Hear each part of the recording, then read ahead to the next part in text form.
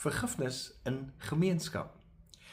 Dis nogal 'n belewenis om in 'n internasionale lughawe te luister na al die verskillende tale en kulture van die wêreld en ook daardie tale en kulture se kleredrag en gewoontes te sien. Ons het nou onlangs weer in Qatar beleef. Ons is bevoorreg om in 'n land te bly waarvan jongs af ons skouers skuur met ander kultuurgroepe en hulle beleef. En die kuns is hoe om saam met die ander kultuurgroepe die beste vir almal te soek en daarna te bly streef. Die geheim is, elke kultuurgroep het een of ander iets waarmee hulle ons kan verryk. As 'n mens net so met daardie benadering werk, dan kyk en luister jy totdat jy iets vind wat jy kan sien of waardeer in iemand anders. Ons kan nogal iets daarvan by die vroeë kerk leer.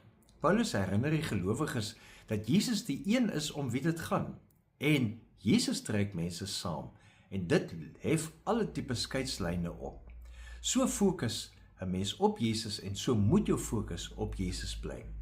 En dan wanneer 'n mens na ander tale en kulture kyk, dan geld Kolossense 3 vers 13. Wees geduldig met mekaar en vergewe mekaar as die een iets teen die ander het. Soos die Here julle vergewe het, moet julle mekaar ook vergewe.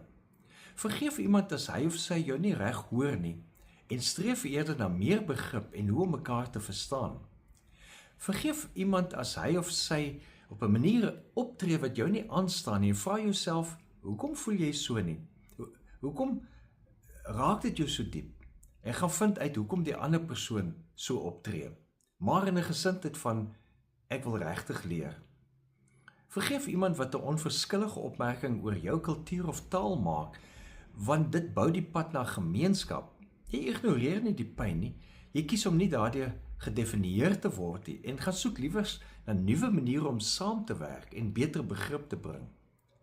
Vergifnis, al is dit sonder om 'n ander persoon in te lig dat jy hom of haar moet vergewe, is een van die ankerpunte vir 'n brug na die nuwe, na die betere. Leef geïnspireerd.